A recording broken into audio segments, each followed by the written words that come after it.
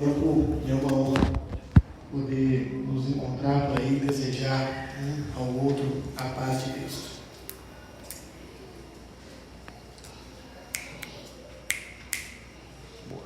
Amém? Deixa eu pegar aqui.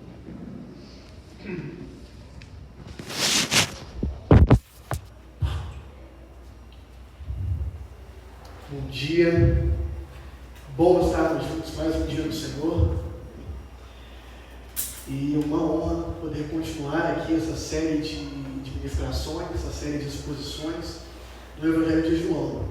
Particularmente, eu sou um apaixonado por tudo que vem do apóstolo João, por todo o seu Evangelho e suas 3 cartas.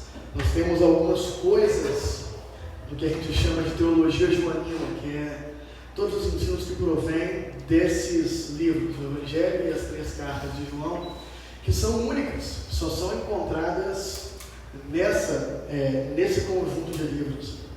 E são coisas incríveis, são coisas a respeito de como somos filhos de Deus, são coisas a respeito de como o Espírito Santo habita em nós, são coisas a respeito da natureza amorosa de Deus como Pai, a respeito de Deus ser amor, e tudo isso advém da forma que João organizou a boa notícia a respeito de Jesus Cristo.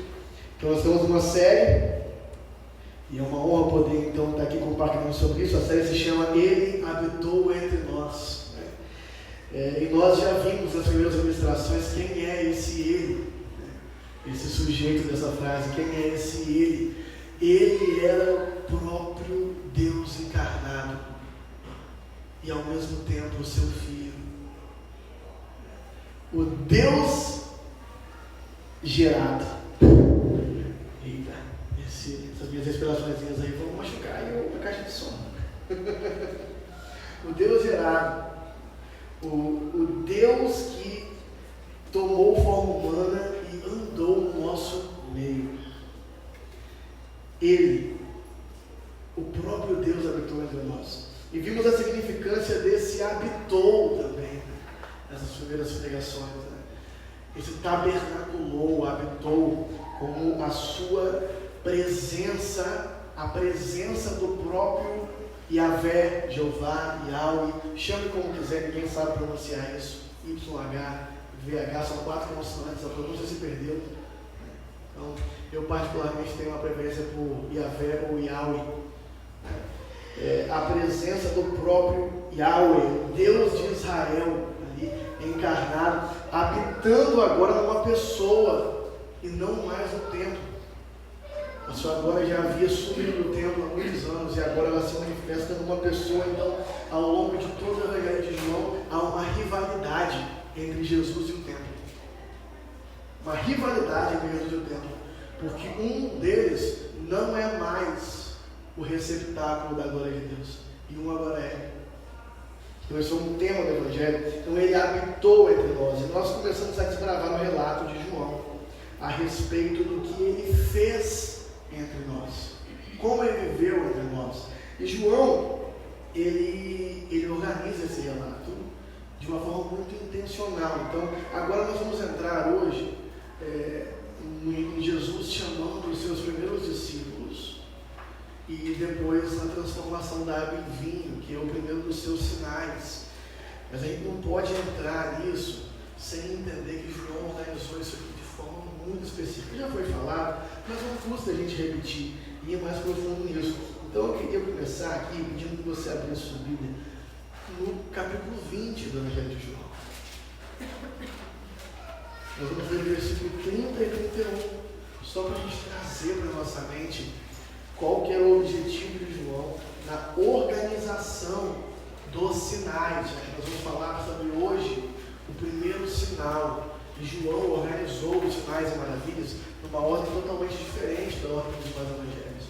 E aqui ele vai explicar um pouco a respeito disso. João 20, 30 e 31, eu vou estar lendo na NVI, Nova Versão Internacional. Vamos ler esse texto. João está explicando aqui o que ele fez. Isso aqui é muito interessante. Está no fim do Evangelho já, ele está explicando o que ele fez. Jesus realizou na presença dos seus discípulos muitos outros sinais milagrosos. Tem uma coisa interessante, João só relatou 7. Os sinópticos relatam muito mais. Então, João está falando, Jesus realizou na presença dos seus discípulos muitos outros sinais, que não estão registrados neste livro, mas estes aqui, estes que ele separou, os quais o primeiro a gente vai falar hoje, estes foram escritos com um propósito. Estes foram escritos para que vocês creiam que Jesus é o Cristo, o Filho de Deus, e crendo, tenham vida em seu nome. O objetivo da organização intencional do apóstolo João, do seu evangelho, da boa notícia, é que nós, ao ler esses sinais, entendamos a realidade invisível que ele está apontando, que por trás de Jesus de Nazaré, um homem simples, um carpinteiro, que vinha da Galileia dos gentios, uma região que era governada por Israel há muitos anos, era o próprio Deus encarnado, o Filho de Deus, que na teologia joanina ganha um significado diferente, porque naquela época, ao falar-se Filho de Deus, eles não estavam entendendo exatamente o mistério da encarnação do próprio Deus. Eles não estavam entendendo que João estava querendo se referir, que Jesus estava querendo se referir ao fato de ele ser literalmente o Filho de Deus, um com o Pai, e não apenas, talvez no sentido mais alegórico, como nós todos somos filhos de Deus. Esse título aplicado a Jesus, ele é um pouco mais profundo, ele é o Filho. E João, então, é o único evangelho que está totalmente intencional em provar isso. Porque João começa não com a genealogia humana de Jesus. Mateus e Lucas começam com a genealogia humana de Jesus. Eles propõem, provar que Jesus é filho de Davi, porque assim era a profecia. Então, tanto Mateus quanto Lucas estão preocupados em provar que Jesus era um descendente de Davi. João começa com no princípio era o verbo estava com Deus, o verbo era Deus. João está dando uma genealogia divina de Jesus. Ele está apresentando Jesus como Filho de Deus. Então, os sinais, dos quais primeiro a gente vai falar hoje, eles estão organizados com o objetivo de nos mostrar que Jesus é o Filho de Deus, ele é Deus encarnado, ele provém do próprio Deus. E para que nós, ao crer, tenhamos vida em seu nome. Então, João está falando o tempo todo com uma intenção, e essa intenção é nos mostrar a divindade de Cristo e a mudança de natureza que ele propõe, que nós tenhamos vida em seu nome. Antes nós éramos mortos. O capítulo 1 fala, ele era a vida, e a vida era a luz dos homens. Antes éramos mortos. Então, que ao crer, nós tenhamos verdadeira vida agora em seu nome. Toda a organização do Evangelho de João é meticulosamente organizada para isso. Para que nós acreditamos na divindade de Jesus e na mudança de natureza que ele propõe. Vou repetir. Na divindade de Jesus e na mudança de natureza que ele propõe.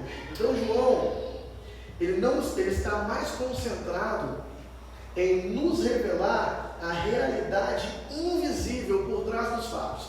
Os sinópticos, Mateus, Marcos e Lucas, que são chamados de sinópticos, para quem não pegou essa explicação, porque eles apresentam mais ou menos os mesmos fatos, mais ou menos na mesma ordem. Então percebe-se que eles estão caminhando mais ou menos juntos. Mateus, Marcos e Lucas caminham mais ou menos juntos na ordem dos fatos.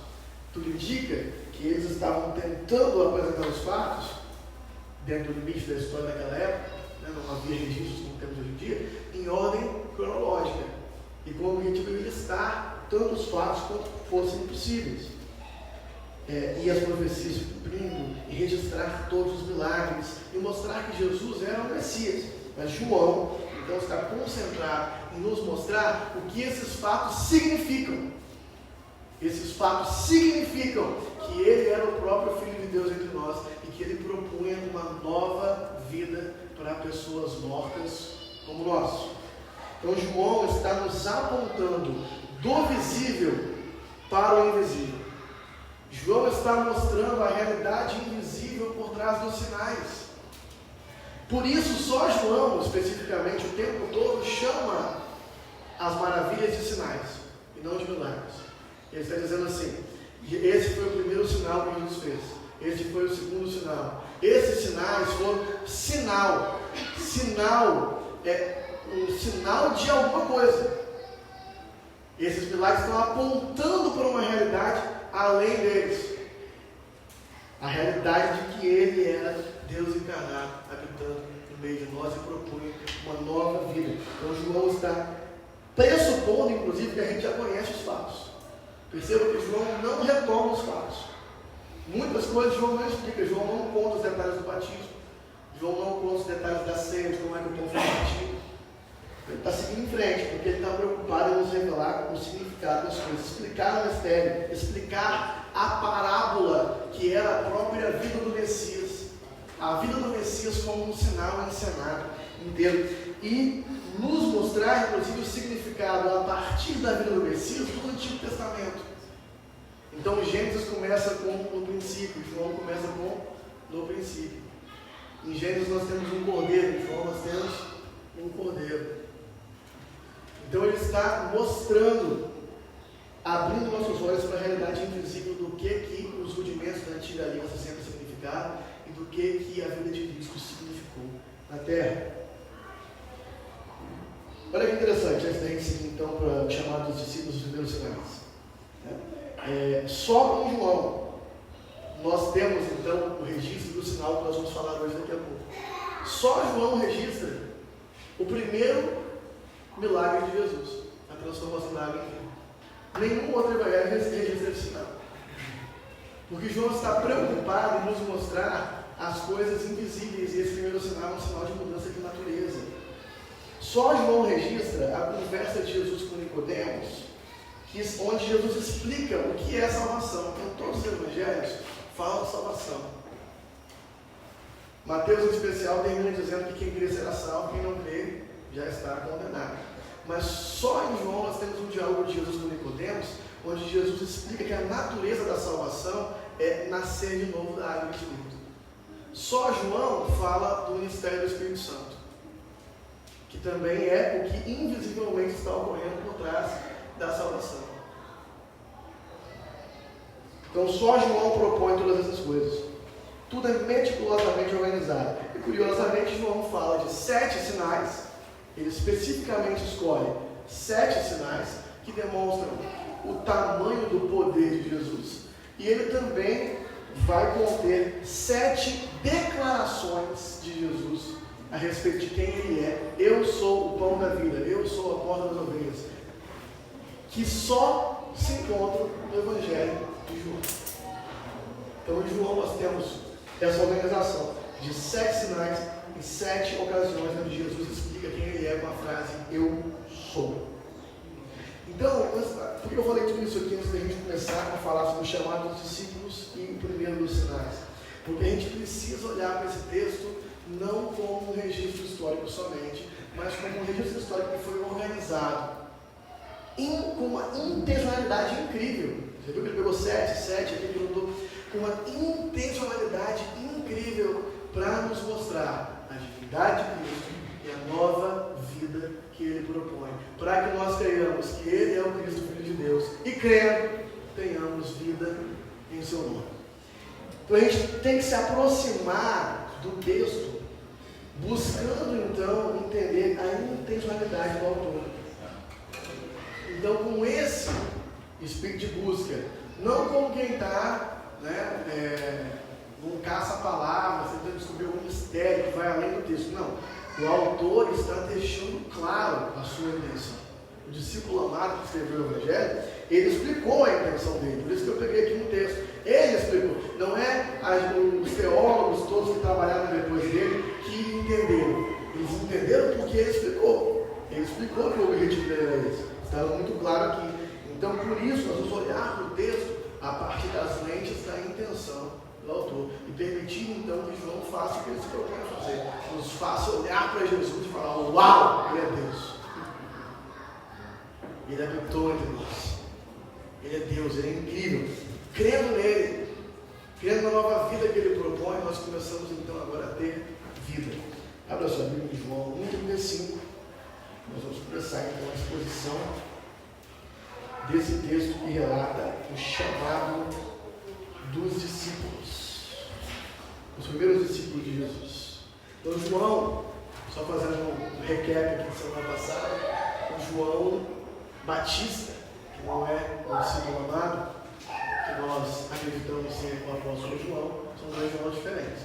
O João Batista tinha acabado de apontar Jesus como o Cordeiro de Deus. E é a partir disso que nós começamos a ler aqui o versículo 35. No dia seguinte, João estava ali novamente com dois dos seus discípulos. E quando esse João aqui é o Batista. No dia seguinte, João Batista estava novamente ali no mesmo lugar, com dois dos seus discípulos. E quando viu Jesus passando, ele disse: vejam, é o Cordeiro de Deus. Ouvindo dizer isso, os dois discípulos seguiram Jesus. Voltando-se, vendo Jesus, que os dois o seguiam, perguntou-lhes: o que vocês querem?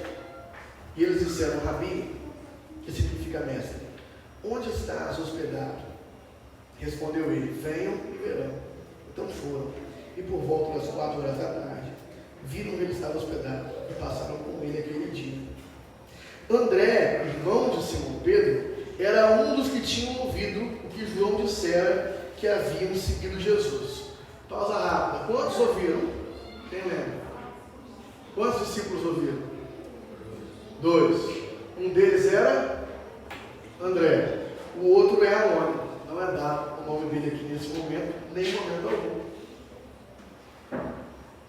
Continuando. André. O primeiro que ele encontrou, André, irmão de Simão Pedro, André, irmão de Simão, que vai ser chamado de Pedro, era um dos que tinham ouvido o que João dissera que havia seguido Jesus. A primeira pessoa que ele encontrou, o primeiro que ele encontrou foi Simão, seu irmão. E lhe disse: achamos o Messias, isso é, o Cristo. E levou a Jesus. Jesus olhou para ele e disse: você é Simão, filho de João? Perdão, não é uma pergunta, gente, não estou nem errado. Jesus olhou para ele e disse: você é Simão, filho de João, será chamado Cefas, que traduzido é Pedro. No dia seguinte, Jesus decidiu partir para a Galileia. Quando encontrou Filipe, disse: siga-me. Filipe, como André e Pedro, era da cidade de Betsaida. Filipe encontrou Natanael e lhe disse: achamos aquele sobre quem Moisés escreveu na lei, e a respeito de quem os profetas também escreveram, Jesus de Nazaré, filho de José. Perguntou Natanael: Nazaré? Pode vir alguma coisa boa de lá? Disse Filipe: venha e veja. Ao ver Natanael se aproximando, disse Jesus: aí está um verdadeiro israelita em quem não há falsidade. Perguntou Natanael: de onde me conheces? Jesus respondeu: eu o vi quando você ainda estava debaixo da figueira, antes de Filipe o chamar. Então Natanael declarou: mestre, tu és o Filho de Deus, tu és o rei de Israel. Jesus disse: você crê porque eu disse que eu te vi debaixo da figueira? Você verá coisas maiores do que essa. Então acrescentou: digo a verdade, vocês, discípulos, verão o céu aberto e os anjos de Deus subindo e descendo sobre o Filho do Homem. Até aí. Então João Batista aponta Jesus como Cordeiro. E André e o discípulo anônimo começam então a seguir Jesus por aí. Eles começam a ir atrás dele. E acontece um padrão de repetição aqui, gente, tanto com o caso do chamado de Pedro aqui, de Simão, o discípulo anônimo de Pedro, André, o discípulo anônimo de Pedro, e Filipe e Natanael. Os que ouviram João Batista apontando, eles vão até as pessoas que eles conhecem e falam: achamos o Messias. E quando a pessoa chamada vai procurar o Messias que eles acharam, eles descobrem uma coisa: o Messias já tinha achado eles. Porque quando Pedro chega lá, você é Pedro, você é Simão. Fala o nome do pai dele, filho de João. E ainda muda o nome dele. E quando Natanael chega lá, achando que tinha encontrado o Messias, ele fala, aí está o verdadeiro israelita. Não, aí Natanael dá uma cutucada no mestre, depois ele fala disso. Ele fala, eu vi você. Então Jesus já tinha os encontrado. Então tem duas coisas acontecendo aqui ao mesmo tempo. Esses homens, eles tinham expectativa messiânica muito forte. A série The Chosen é muito boa para a gente entender essa expectativa messiânica. A expectativa messiânica é a expectativa de que a qualquer momento apareceria alguém, um rei. Alguém que seria o rei, que iria levar Israel a finalmente se libertar do domínio romano. Então aqueles homens estavam sendo dominados por Roma, eles pagavam pesados impostos, eles não gostavam dos romanos de jeito nenhum, eles estavam, dias de passagem, na verdade, dominados por outros povos desde o exílio da Babilônia. Então o povo de Israel não desfrutava de certa liberdade religiosa, mas não tinha liberdade política há centenas de anos. Então eles estavam super ansiosos, acreditando que a qualquer momento surgiria o Cristo. Cristo é o grego para a palavra maquia, do hebraico, que na verdade a melhor transliteração dela seria Messias.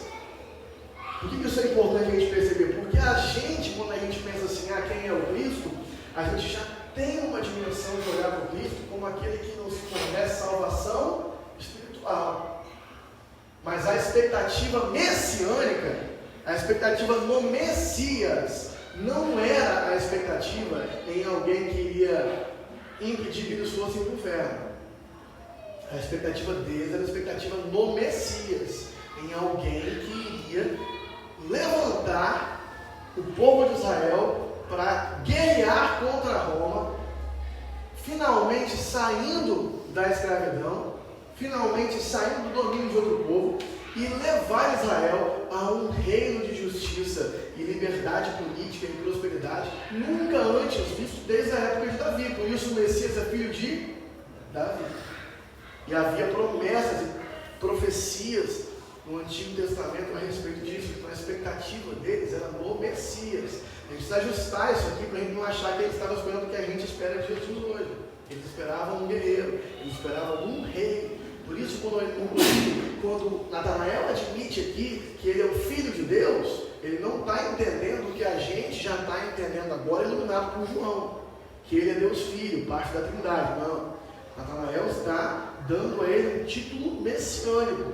Tanto é que ele fala, você é o Filho de Deus, o Rei dos Judeus. É uma expectativa de que um rei irá aparecer. Quase como se o Brasil tivesse a expectativa de que alguém da dinastia dos Orleans lá vai voltar e refazer o Império Brasileiro e levar de volta aos anos de honra, vencendo esse período de problemas políticos que nós vivemos. É muito mais comparável com isso do que com a expectativa que a gente tem em torno de Jesus hoje em dia. Essa era a expectativa que eles tinham naquela época.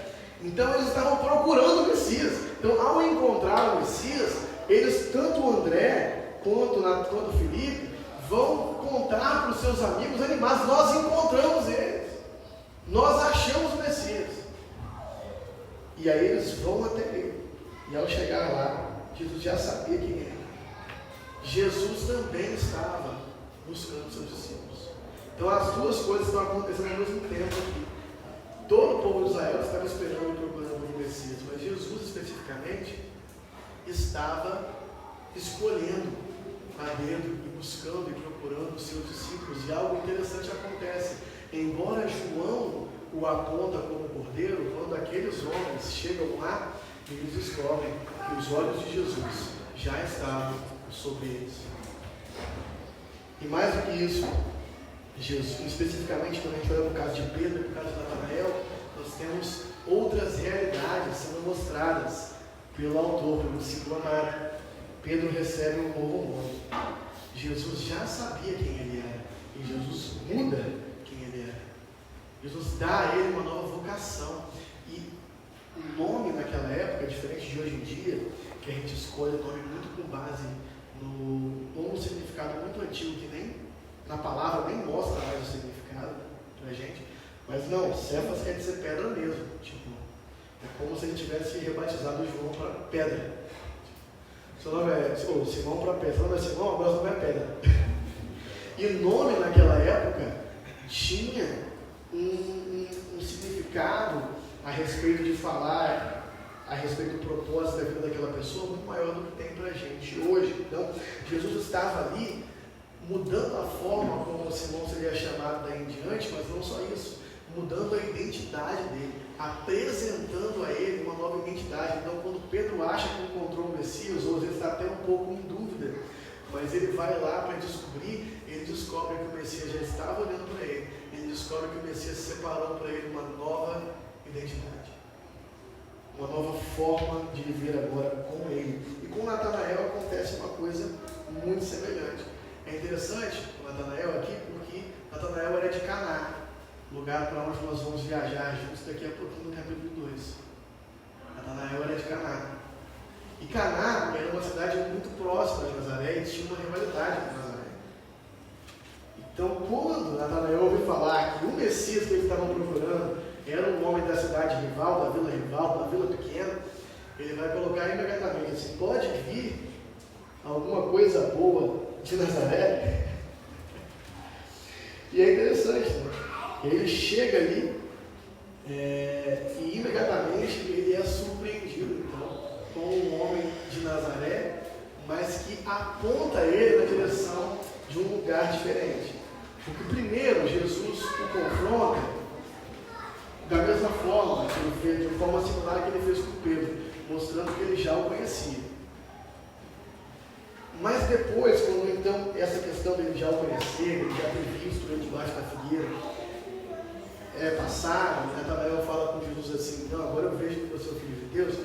Jesus responde para ele: você crê porque eu disse que eu te vi? Você verá coisas muito maiores do que essa. E aí ele acrescenta com esse versículo que, se a gente passar rápido por ele fica meio misterioso, versículo 51. Eu digo a verdade: vocês, os discípulos, verão o céu aberto e o céu aberto e os anjos de Deus subindo e descendo sobre o Filho do Homem. Então, nós estamos aqui numa conversa a respeito de localizações, na hora de Caná, Jesus é de Nazaré. Jesus está apontando sobre uma coisa que ele vai ver agora. Ele vai ver uma outra coisa. Que visão é essa que ele vai ver? Quem lembra dessa visão aqui no Antigo Testamento? Jacó teve uma visão como essa, num lugar que ele batizou de Betel, porque ele viu aquilo. Então ele dorme naquele lugar, fugindo do seu irmão Esaú, que estava procurando para matá-lo, porque ele usurpou a primogenitura dele. E aí ele dorme ali numa pedra, e ele tem um sonho, e ele vê uma escada, e naquela escada anjos sobem e descem. E Jacó entende que aquela visão tem por significância o fato de que Deus estava com ele. Por isso ele chama aquele lugar de casa de Deus, Betel. Ele chama aquele lugar de casa de Deus, porque esse significado, né? Anjos subindo e descendo, estão subindo e descendo como escada no meio, estão apontando para uma dimensão de realidade onde céu e terra se encontram. A gente falou bastante disso aqui, né? Céu e terra se encontrando. Então, essa visão aponta para uma dimensão de realidade onde céu e terra estão juntos. Deus, então, se faz presente. E aí ele vê uma escada, que é a ligação entre céu e terra. Mas Jesus agora aponta uma coisa: se vocês continuarem comigo, vocês verão essa mesma visão que Jacó teve. Mas não é sobre uma escada, é sobre ele mesmo, é sobre o Filho do Homem. Então ele está apontando, porque aquele lugar, Betel, ele começa a se tornar depois um lugar de adoração, pela crença de que a presença de Deus estava ali. E aí depois a gente tem desenvolvimento, a gente tem um tabernáculo que é um lugar onde a presença de Deus está, a gente tem um templo que é o lugar onde a presença de Deus está, e Jesus está novamente aqui nos mostrando a sua rivalidade com o templo. Ele está se revelando, não como alguém de Nazaré, mas como um homem que representa o lugar aonde a presença de Deus está. Um lugar aonde céu e terra se encontram. Então, se vocês ficarem comigo, se você nem fala assim, né, tem pensamento. Vocês que estão comigo, vocês verão o céu aberto e os anjos de Deus subindo e descendo sobre mim. Vocês verão que é isso que eu represento. Então o chamado dele é isso, né? Você crê porque eu te vi, é isso que vocês vão ver. E para quem João quer apontar isso, gente?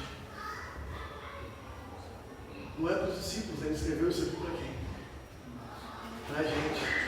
Então ele escreveu esse relato, é incrível, caramba, Pedro chegou lá e Jesus já tinha visto ele, Jesus deu um novo nome para ele, Natanael chegou lá e Jesus apontou que ele iria ver céus abertos, uma interseção entre céu e terra, anjos subindo, anjos descendo, filho do homem. Mas isso aqui não foi escrito para a gente só ficar surpreendido com a realidade maravilhosa que aqueles homens do século I viveram. Isso foi escrito para que nós, ao olhar para isso aqui, creiamos que ele é o Filho de Deus e, crendo, tenhamos vida em seu nome. E é muito interessante porque nós podemos, então, ao crer que ele é o Cristo, como os discípulos fizeram, nós podemos nos identificar com os discípulos dessa história e perceber que nós também tivemos uma história, ou podemos ter, caso algum não tenha ainda, semelhante a deles. Nós buscávamos um Messias. Nós buscávamos por algo que fosse representar uma salvação para nós.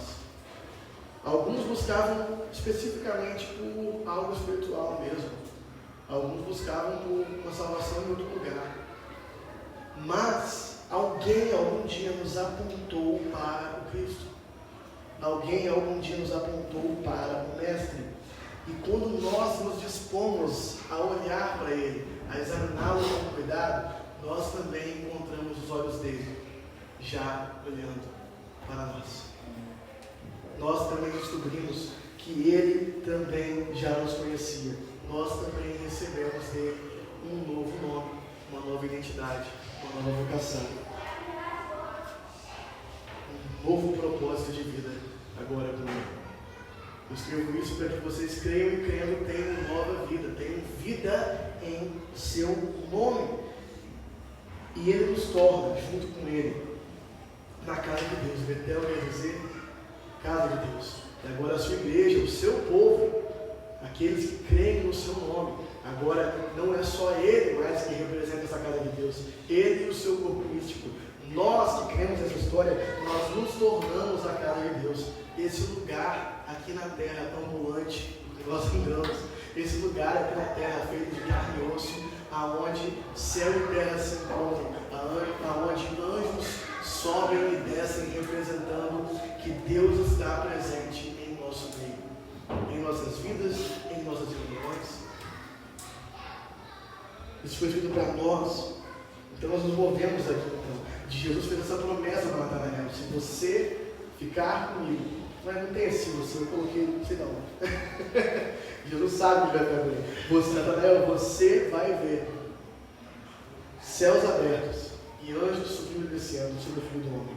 E agora, nós nos tornamos o primeiro dos 7 sinais escritos por João. Sinais aonde, de alguma forma, Jesus está cumprindo na sua promessa para com Natanael. Natanael está vendo, não só Natanael, todos os discípulos agora, inclusive a gente, veremos através desse sinal a realidade do céu invadir a realidade da terra. O poder do reino irromper na terra. O amor de Deus transformar a realidade terrena. É isso que os sinais apontam. Os sinais apontam para céu e terra se encontrando em Jesus Salvador. João, capítulo 2, a partir do versículo 1, vamos ler a respeito das bodas de Caná. O primeiro milagre de Jesus, um casamento.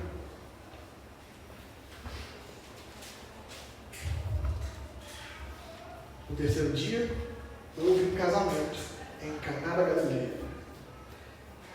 Fica aqui o mistério, né? Terceiro dia, depois de quê?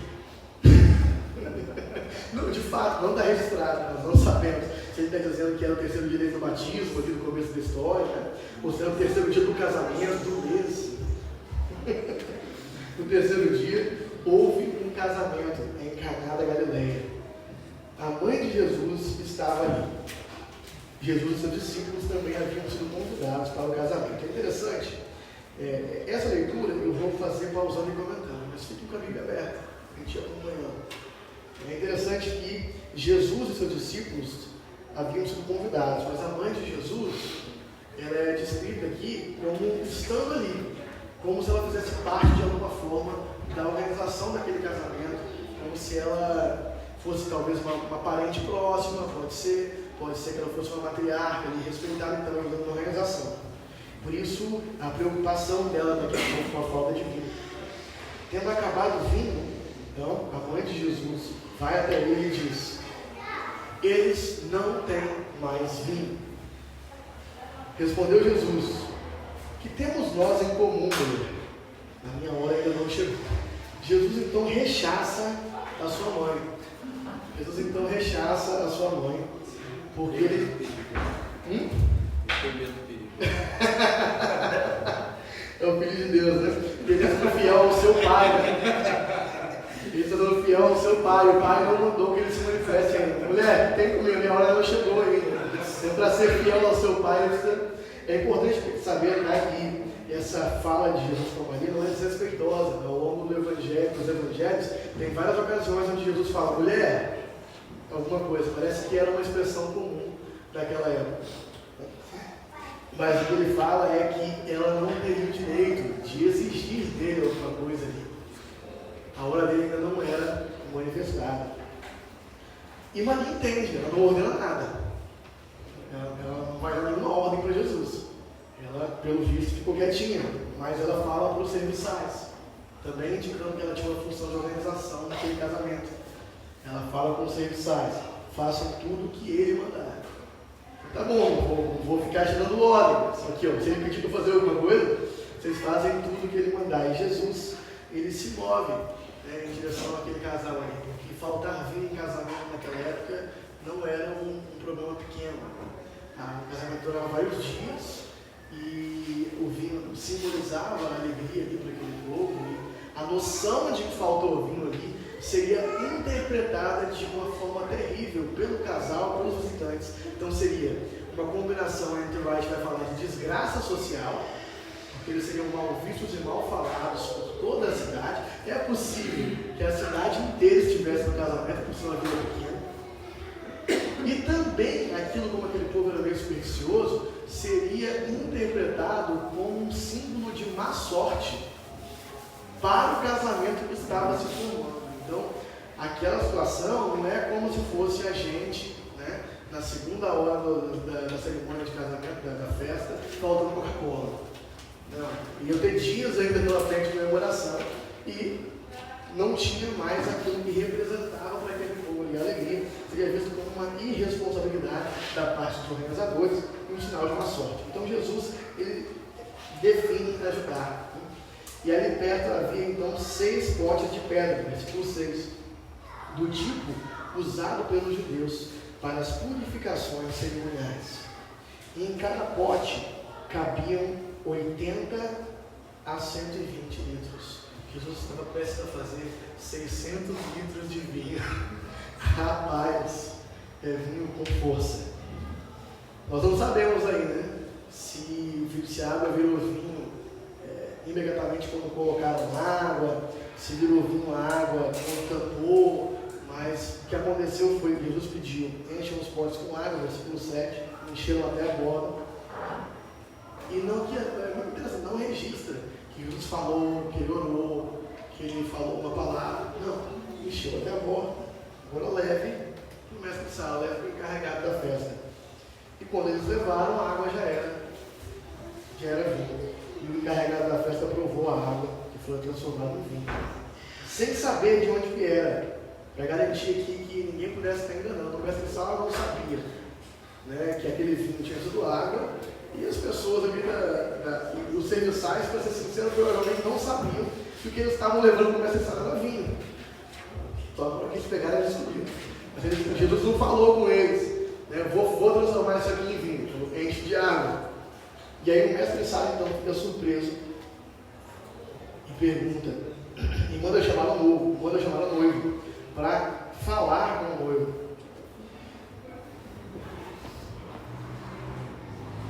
E ele fala, todos servem primeiro o melhor vinho, depois que os convidados já beberam bastante, o vinho inferior é servido, aludindo a uma prática, né, dos judeus de não gastar vinho bom com gente bêbada. Então, para que eu vou botar? Então era muito comum que, inclusive, até aguasse, né, o vinho que vinha por último ainda, para fazer ele render mais. Mas ele toma o vinho que Jesus preparou e ele fala sobre como aquele vinho é bom. E João conclui a história nos dizendo que este sinal milagroso, novamente ele retoma o tema sinal, esse sinal milagroso, foi o primeiro que Jesus realizou e revelou assim a sua glória, e os seus discípulos creram nele. Gente, novamente, para que serve o sinal? O sinal aponta para uma realidade que vai além dele. Então, para que serviu esse sinal?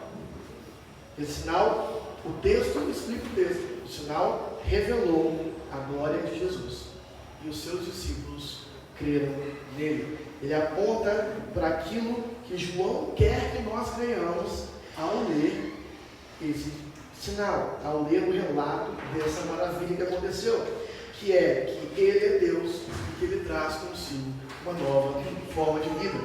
Andrew Wright faz um comentário que eu achei por bem ler aqui na íntegra. Você pode dizer que os sinais são todas as ocasiões em que Jesus fez exatamente o que havia prometido a Natanael. São momentos em que, pelo menos para quem tem um pouco de fé, os anjos de Deus sobem até o lugar em que Jesus se encontra e de lá descem. São momentos em que o céu está aberto, em que o poder transformador do amor de Deus irrompe no mundo presente.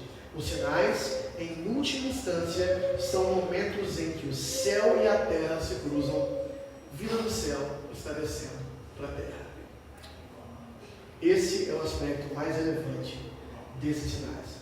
Então, quando a gente olha para esse sinal em si, que, como eu acabei de reforçar, serve para a gente perceber que em Jesus, céu e terra se encontram, que Ele é o Filho de Deus, que Ele é Deus, a gente precisa resistir à tentação de fazer interpretações alegóricas complexas a respeito do que significa cada um dos detalhes do milagre. O milagre foi relatado com um objetivo primário, de nos fazer crer que Jesus é Deus. E quando a gente permite que o autor explique o que ele quer dizer aqui, a gente tem que então segurar a nossa tentação de começar a propor um monte de alegorias. O vinho simboliza isso, os potes significam isso, aquilo significa isso. Por quê?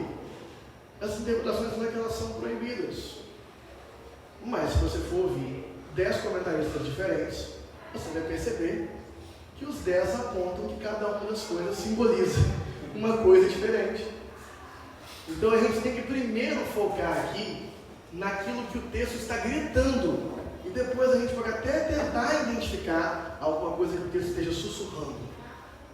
Mas a gente tem que primeiro focar naquilo que o texto está gritando. E o que o texto está gritando? Jesus é capaz de transformar água em vinho. Jesus tem poder sobre os elementos.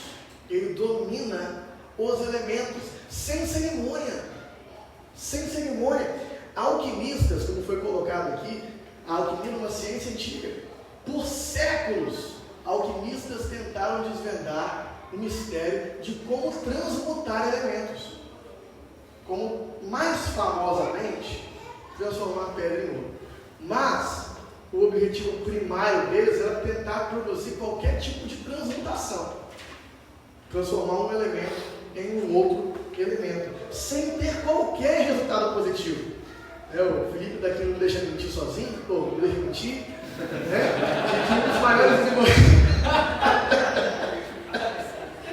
De que um dos maiores desenvolvimentos da química foi descobrir que existe um número pré-definido de elementos que não dá para mudar eles. Eles são o que são. Estou errado? Existe um elemento, né, que é válido trazer também, que uma das coisas que os alquimistas faziam, e aqueles filmes lá, alguns filmes trouxeram isso, né, é o tal do elixir da vida eterna. E aí eu vou deixar você terminar, que você já entendeu onde eu ia chegar. Não, pode concluir. Porque quando você fala sobre o homem tentando produzir vida eterna, ele é incapaz. E aí vem Cristo dizendo: eu vim para que vocês tenham vida em abundância, inaugura uma nova humanidade. E ele não está falando sobre uma vida eterna nesse corpo, mas uma vida eterna num corpo como o dele é, um corpo incorruptível, glorioso. Tem esses dois aspectos da pedra filosofal, né? A pedra filosofal transforma a pedra em ouro, né? E ela também dá a vida eterna. Realmente os livros falam desses dois aspectos. Né? E Jesus deixa então os alquimistas no chinelo dos dois. Né? Ele opera uma transmutação. Né? Ele de fato troca os elementos. Ele não usa tangue, irmãos. Ele não joga um pozinho lá dentro. É sério. É o mais próximo que a ciência chegou da transmutação de água. Quem nunca fez teatro de 20 anos assim? Ele não usa tanque, ele não joga nada na água, ele nem toca, ele não fala nada, ele não fala abracadabra, ele não fala agora seja vinho. Ele pede para os servos jogarem água e encher até a borda. Quando eles piscam o olho é vinho. Isso está escrito para que nós fiquemos admirados com o tamanho do poder que ele comanda. Céu invade a terra, um anjo foi até ele, fez o que ele voltou. É isso que, obviamente, não necessariamente foi assim que aconteceu. Estou dizendo que é isso que é essa imagem, né? O poder de Deus descendo e subindo, representada pelos anjos ali na visão em Betel. A mecânica de como aconteceu, a gente não vai saber, nem precisa saber. Estou dizendo que a representação de que o poder do céu desceu e invadiu a terra. E ela mudou. Então a coisa mais incrível para a gente entender aqui, né, é que, e que deve ser focada, né, é que Jesus fez algo divino. Ele transformou água comum em vinho de excelente qualidade, sem pensar muito. E isso mostrou para os discípulos a glória dele. E eles creram nele. Agora João escreve sim. Então esse é o ponto que deve gritar. Okay? Mas João escreve sim como alguém que espera comunicar um significado mais amplo aos sinais que aponta para o seu grande objetivo. João escreve sim. João pede sim uma interpretação alegórica. João pede sim uma interpretação simbólica do que o sinal representou, porque ele escolheu a dedo os sinais. Isso posto, quando a gente entra nesse terreno, a gente tentar entender também alguma simbologia, alguma alegoria ali, a gente tem que entrar nesse terreno com cautela, sem afirmar as coisas com muita certeza, porque senão a gente começa a ter esse problema de que 10 pregadores vão explicar 10 coisas diferentes e cada um com certeza absoluta o que significa aquilo. Então a gente não vai ficar analisando cada um dos detalhes, o terceiro dia da festa, a forma que a mãe falou. A gente vai tentar trazer aqui uma questão bem óbvia na simbologia dessa maravilha, desse milagre, que é que Jesus operou uma mudança de natureza, uma transmutação. Ele operou uma mudança de natureza. Essa é a interpretação simbólica mais óbvia. Não só ele fez algo incrível, não só ele mostrou o seu poder e a sua glória, mas ele mudou a natureza de alma. O primeiro milagre de Jesus é um milagre de transmutação. Então, segundo o tema de todo o Evangelho, isso aponta não só o poder de Deus e a questão da divindade de Cristo, mas também o objetivo do seu ministério, de nos transformar, de transformar a nossa natureza. de nos transformar, de nos trazer da morte para a vida. Então, uma liberação simbólica, mas tão óbvia quanto possível. O sinal aponta que Jesus também, no seu ministério, tem por objetivo levar gente caída de morte à vida. Ele é capaz de transformar água em vinho. Ele é capaz de transformar a morte em vida. Ele é capaz de mudar a nossa natureza pecaminosa para agora uma natureza viva, renascida da água e do Espírito.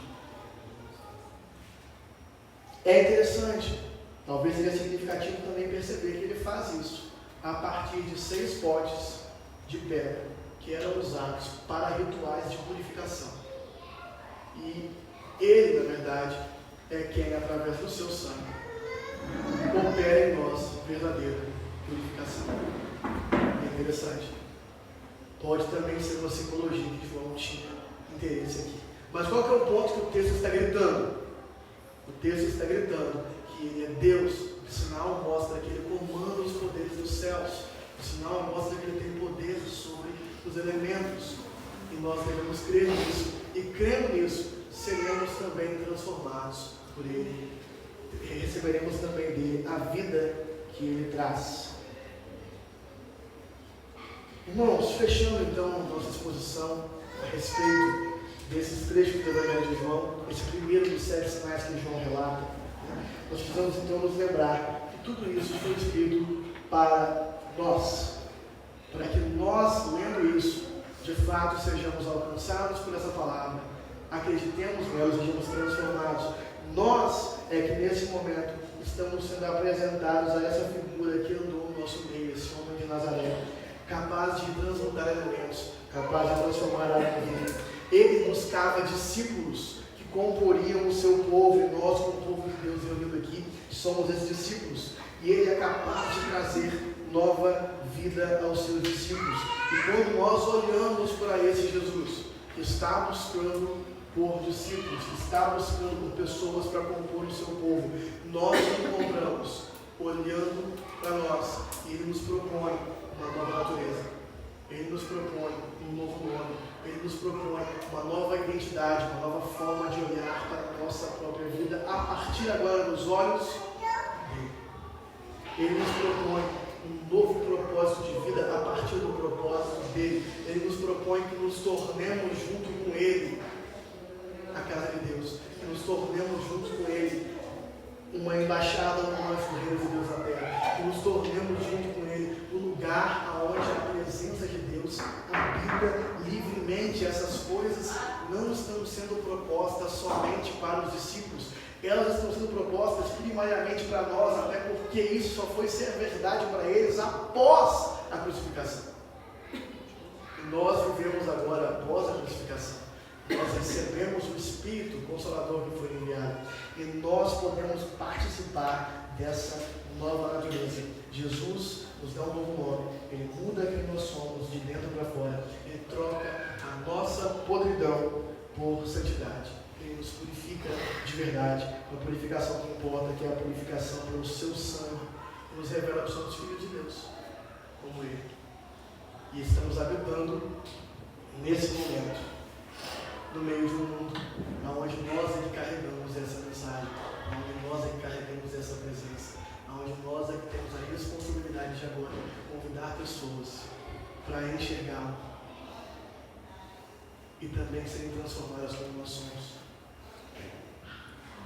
Vamos deixar então para o Evangelho de João que a boa nova a respeito de Cristo, que nos transformou, agora seja pregada a partir da realidade espiritual de Cristo em nós e vivenciada por outras pessoas também. Vamos orar para que tudo isso seja de fato efetivo em nós. Pai Santo, nós sabemos que a santificação é um processo. Estamos aqui unidos como seus filhos, Pai. Nós tivemos essa experiência de te encontrar, de ser desejados pelo Senhor, de ter o nosso nome trocado, de ter ganhado uma nova natureza, de nos enxergar agora pelos seus olhos como filhos de Deus, enxergar o Senhor como Pai. Mas, Pai, de vez em quando nós ainda duvidamos, de vez em quando nós ainda esquecemos que a coisa mais relevante que o Senhor tem para nós não são os milagres, mas sim aquilo que eles representam. Pai, permita que o Evangelho de João nos lembre disso. Permita que ele nos leve a um conhecimento mais profundo de quem é Jesus de Nazaré, de quem é o Cristo, seu Filho. Pai, permita que a boa notícia a respeito dele transforme totalmente quem nós somos de dentro para fora, nos mude da água para o vinho, nos mude completamente, nos transforme, para que agora nós possamos, ao fim desse encontro no dia do Senhor, ser enviados para a sociedade como portadores da boa nova que nos encontrou, para que mais e mais pessoas encontrem o Deus verdadeiro a partir do mistério da encarnação. Continua agora através da igreja. Senhor, nós não somos merecedores ou sequer capazes da vocação que o Senhor nos deu, do nome que o Senhor nos deu. Obrigado pelo Espírito Santo que nos capacita e pedimos que ele seja cada vez mais efetivo em nós, em nosso meio. E se mova no meio de nós, na medida que nos aconselhamos, na medida que vivemos juntos. Faça a sua vontade em nós, Senhor. Pedimos em nome de Jesus. Amém. Amém, mano. Algum aviso? Preciso. Essa é a parte que eu não gosto, mas. Irmãos, somos abençoados aí, amém?